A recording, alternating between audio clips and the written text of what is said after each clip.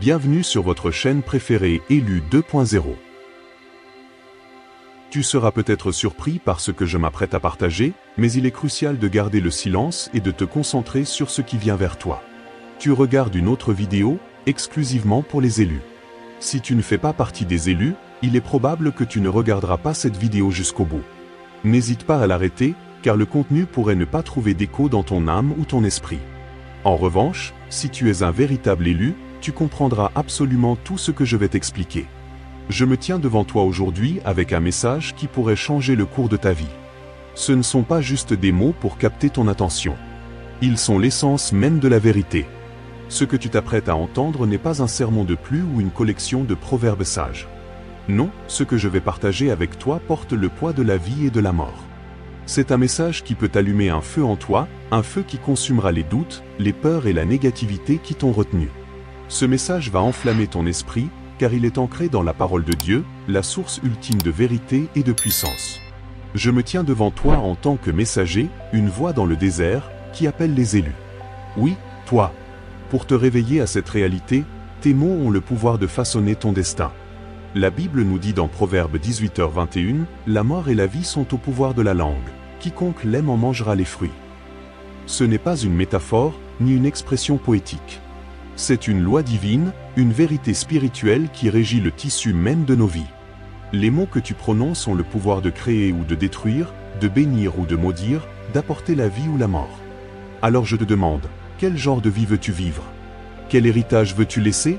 Veux-tu marcher dans la plénitude des bénédictions de Dieu, expérimenter son abondance, sa faveur, sa paix?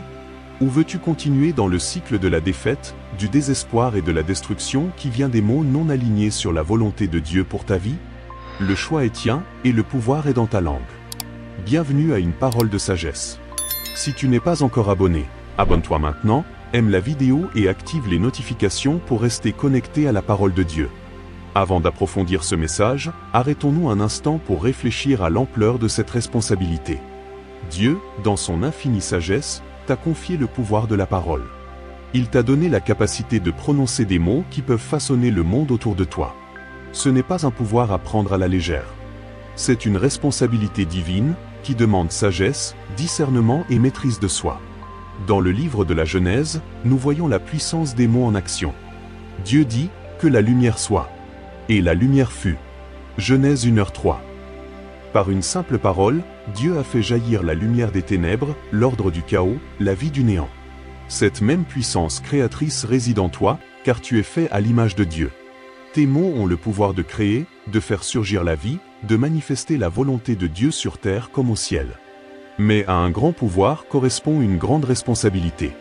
Jésus lui-même nous a avertis des conséquences des paroles imprudentes dans Matthieu 12, 36-37, « Je vous le dis, au jour du jugement, les hommes rendront compte de toute parole vaine qu'ils auront proférée. Car par tes paroles tu seras justifié, et par tes paroles tu seras condamné. » Ce sont des paroles graves, qui devraient nous faire réfléchir au poids de ce que nous disons. Chaque mot que tu prononces est une semence plantée dans le sol fertile de ta vie. Elle portera du fruit, bon ou mauvais, porteur de vie ou destructeur. C'est pourquoi il est si crucial de parler des mots alignés sur la volonté de Dieu, des mots qui reflètent sa vérité, son amour, sa justice. Les mots que tu prononces aujourd'hui façonneront la réalité que tu vivras demain. Ils détermineront le cours de ta vie, la qualité de tes relations, le niveau de ton succès et la profondeur de ta croissance spirituelle. Tournons maintenant notre attention vers un combat que beaucoup d'entre nous connaissent trop bien, le combat intérieur. C'est la lutte contre l'autosabotage, cette habitude destructrice de prononcer des mots qui sapent notre propre succès, notre paix et nos bénédictions. Combien de fois t'es-tu surpris à dire des choses comme « Je ne suis pas à la hauteur, je n'y arriverai pas, rien ne marche jamais pour moi ». Ce ne sont pas que des paroles en l'air.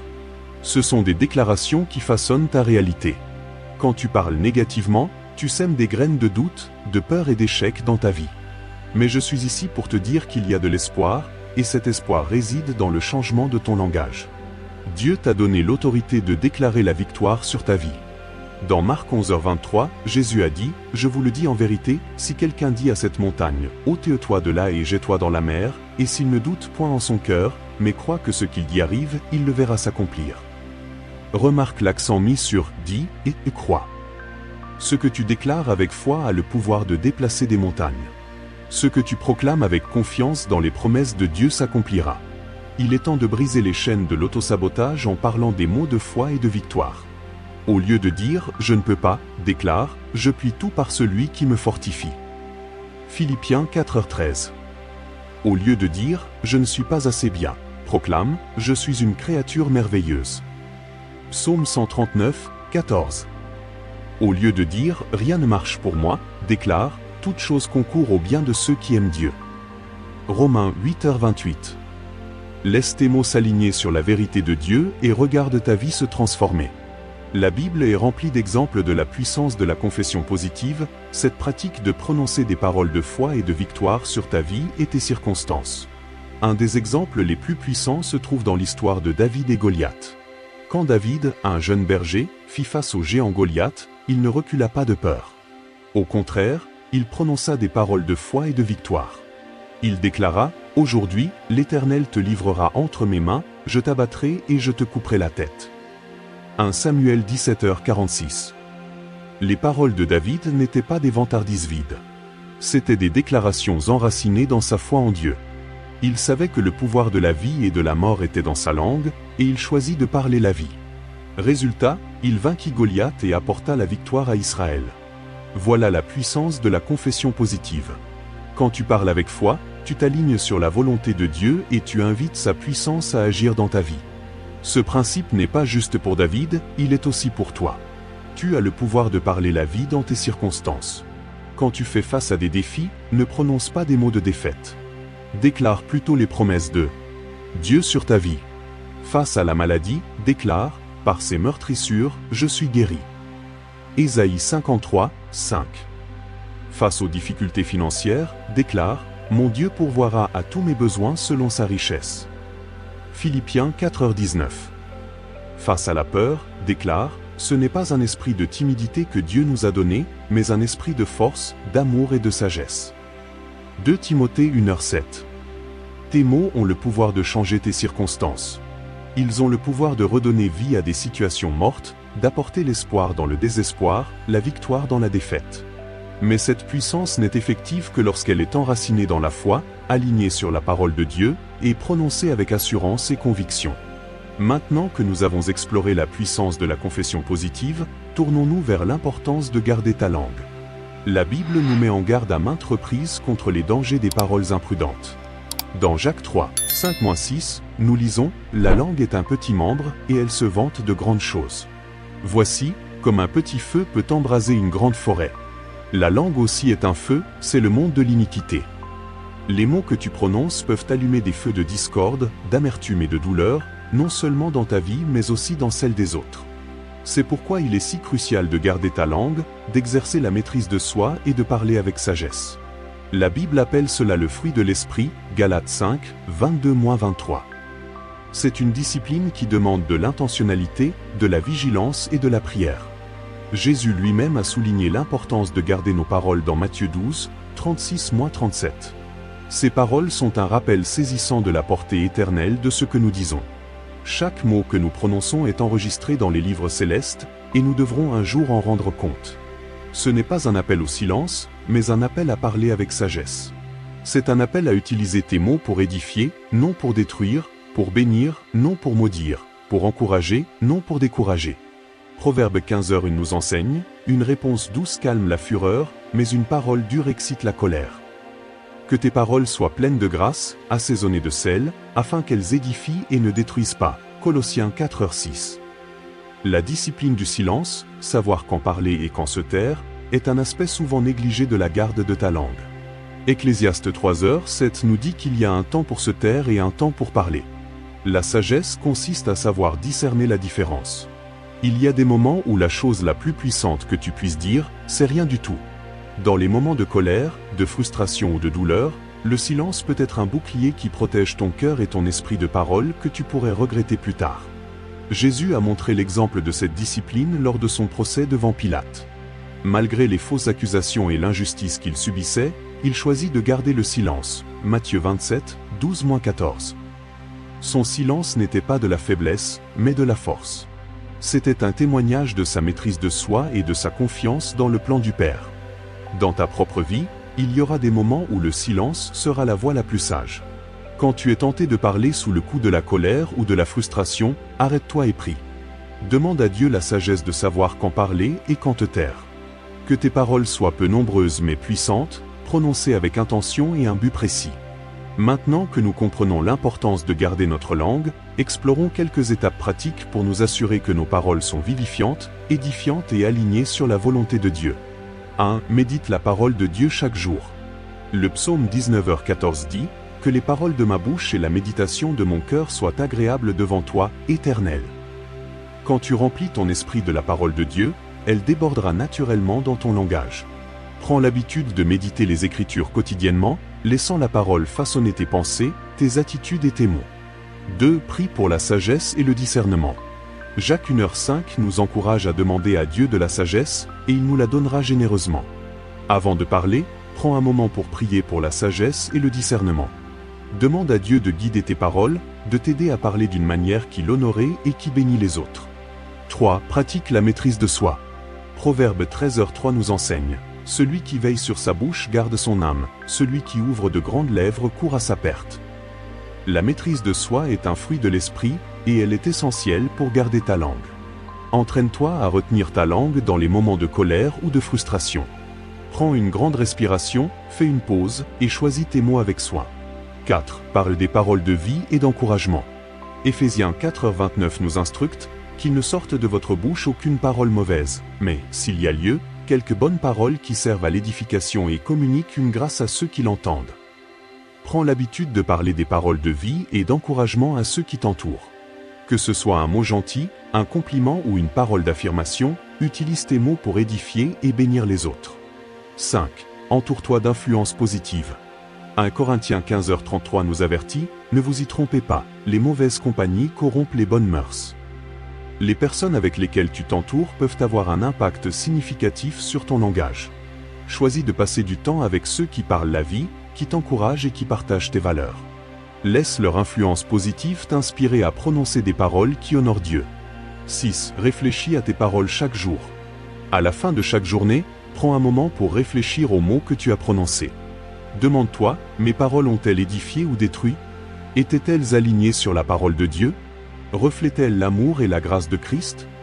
Si tu constates que tu as parlé avec imprudence, confesse-le à Dieu et demande-lui son pardon et sa guidance pour parler avec plus de sagesse à l'avenir. Alors que nous approchons de la fin de ce message, je veux partager avec toi un témoignage qui illustre le pouvoir transformateur des mots. Il y avait un homme nommé Jean, qui vivait une vie remplie de colère, d'amertume et de désespoir. Ses paroles étaient acérées, coupantes et destructrices. Il parlait durement à sa famille, ses amis, même à des inconnus. Sa vie reflétait les mots qu'il prononçait, pleine de conflits, de relations brisées et de malheurs.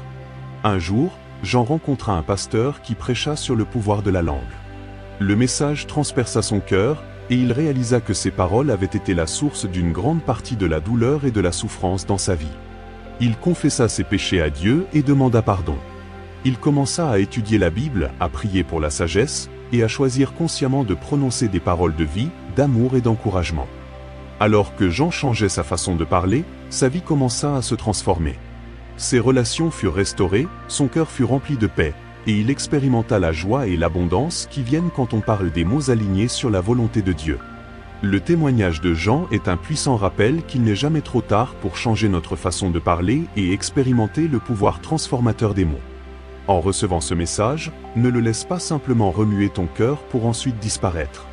Laisse-le te pousser à l'action. Partage ce message avec d'autres qui ont besoin de l'entendre. Il y a d'innombrables âmes qui luttent sous le poids de leur appel, qui combattent en silence et qui se demandent si leur foi en vaut la peine. Sois la voix qui leur rappelle que Dieu les voit, qu'il honore leur foi et que la récompense est en route. Si ce message a touché ton cœur, prends un moment pour commenter « Amen », affirmant que tu es en accord avec la parole de Dieu. Que ce soit ta déclaration de foi, un pas en avant audacieux pour embrasser le coup et faire confiance à Dieu pour la récompense. Chaque « Amen » n'est pas juste un commentaire. C'est une affirmation de croyance, une proclamation que tu es choisi par Dieu et prêt à marcher dans la plénitude de ta foi. Et pour ceux qui se sentent poussés, abonnez-vous et continuez ce voyage avec nous. Dieu parle puissamment en cette saison, et tu ne veux pas manquer les paroles qu'il libère pour fortifier, encourager et élever ses élus. En t'abonnant, tu entres dans une communauté de croyants engagés à vivre leur foi ensemble, à se soutenir mutuellement à travers les épreuves et à célébrer les victoires que Dieu apporte. Enfin, je t'encourage à partager ce message. Ne garde pas ce feu pour toi seul. Répands-le pour que d'autres soient enflammés par la vérité de la parole de Dieu. Beaucoup ont besoin de cet encouragement, ont besoin qu'on leur rappelle que leur petite foi peut déplacer des montagnes. Ensemble, nous pouvons allumer un feu dans le cœur des élus, les préparant pour le glorieux avenir que Dieu a promis. Marchons ensemble sur ce chemin, en comptant sur la fidélité de Dieu à chaque pas. Par aujourd'hui avec cette connaissance, tu es élu, tu es appelé, et ta foi, aussi petite soit-elle, est plus puissante que tu ne le penses. Reste connecté à Dieu, fais-lui confiance en toutes choses, et laisse ta foi grandir jusqu'à devenir inébranlable. Tu es sur le point de voir la main puissante de Dieu agir dans ta vie d'une manière que tu n'aurais jamais imaginé possible. Alors que je me tiens devant toi aujourd'hui, je t'exhorte à prendre ce message à cœur. Tes mots ont le pouvoir de façonner ta vie, d'influencer la vie de ton entourage, et d'accomplir la volonté de Dieu sur terre comme au ciel. Choisis de parler la vie, de parler l'amour, de parler la victoire. Que tes paroles soient le reflet de la bonté, de la grâce et de l'amour de Dieu. Rappelle-toi, le pouvoir de la vie et de la mort est dans ta langue. Utilise ce pouvoir avec sagesse, avec révérence, et avec la conscience que tes paroles ont une portée éternelle. Que Dieu te bénisse alors que tu avances pour prononcer des paroles qui mettent le monde en feu par son amour et sa vérité. Prions ensemble cette prière de foi. Père céleste, je me tiens devant toi avec révérence et crainte, sachant que tu es le Dieu de toute création, celui qui a parlé et le monde fut. Je me présente à toi, élevant ce message et chaque âme qui le reçoit. Seigneur, je prie que ton Esprit Saint agisse puissamment à travers ces paroles. Qu'elles soient comme un feu, enflammant le cœur de ceux qui les entendent et les lisent.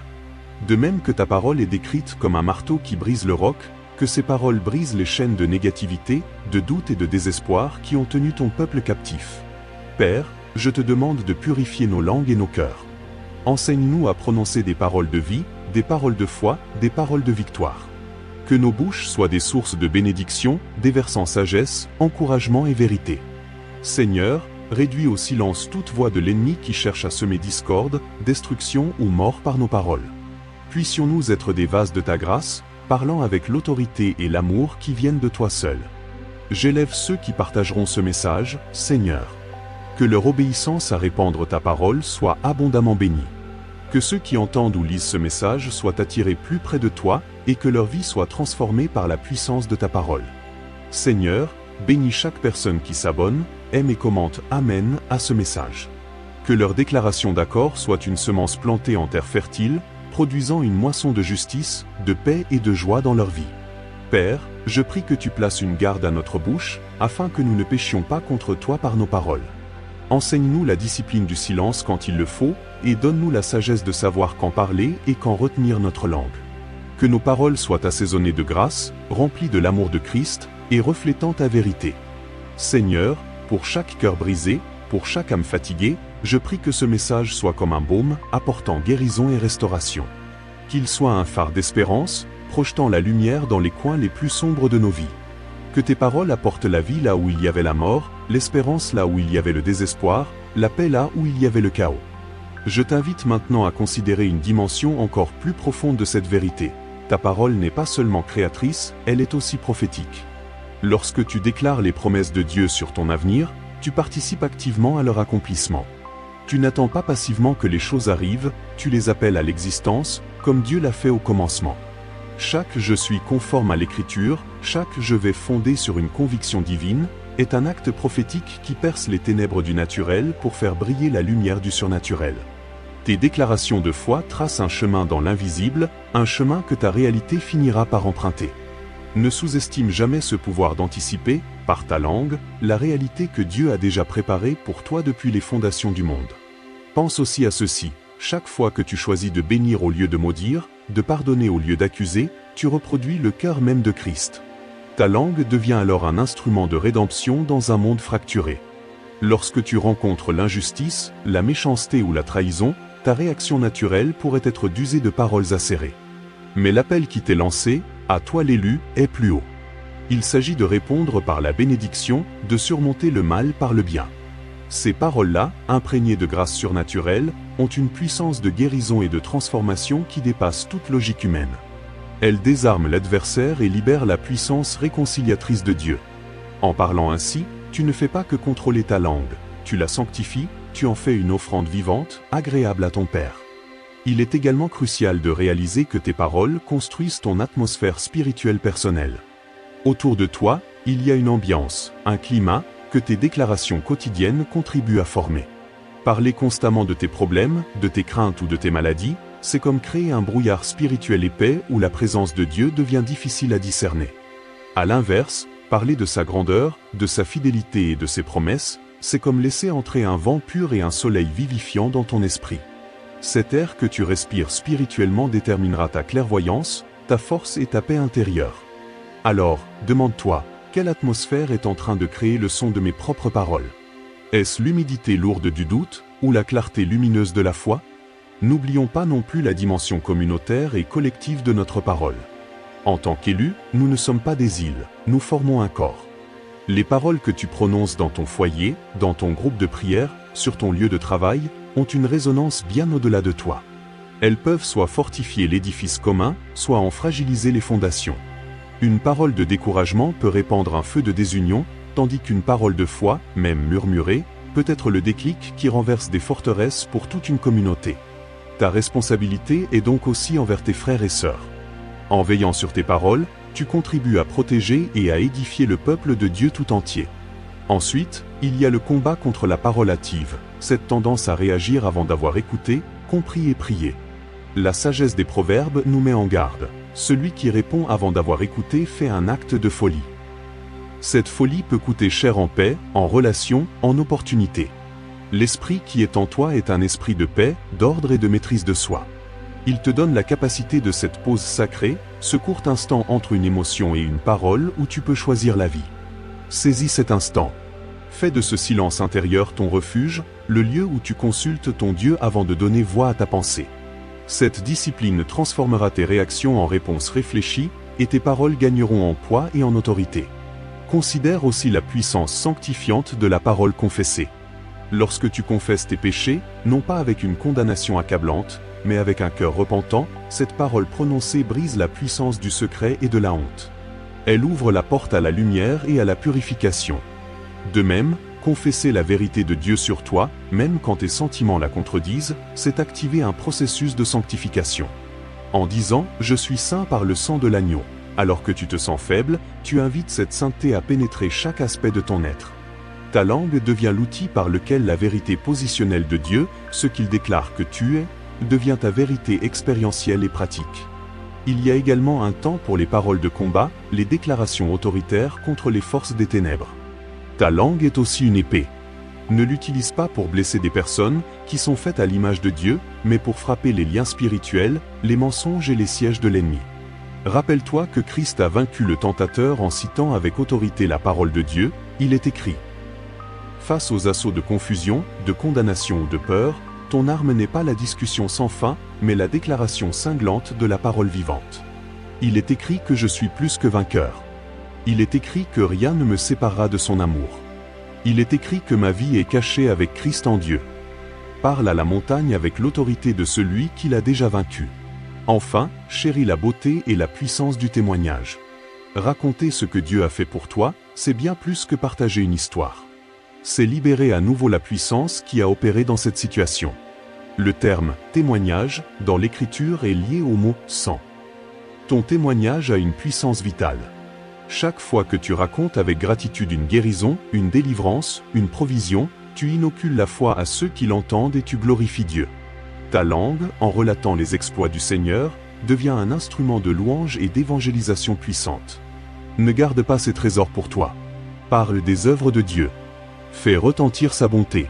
Que ton histoire, racontée avec ta voix, soit une mélodie qui attire les cœurs vers le Père. Alors, comment cultiver ce jardin qu'est ton langage? C'est un exercice quotidien, une vigilance aimante. Commence chaque jour par remplir ton esprit de la bonne semence, la parole. Puis, sois à l'écoute de ton propre discours. Deviens ton propre auditeur. Et quand une parole morte ou amère cherche à s'échapper, arrête-la à la porte de tes lèvres. Remplace-la immédiatement par son contraire vivant. Cela peut paraître mécanique au début, mais c'est ainsi que l'on forge un nouvel instinct, que l'on restaure la langue à sa fonction originelle. Refléter le logo, la parole créatrice. C'est un chemin de libération et de puissance immense. Pour conclure cette réflexion, souviens-toi que le Maître lui-même, la parole faite chair, a tout accomplir par la perfection de ses paroles.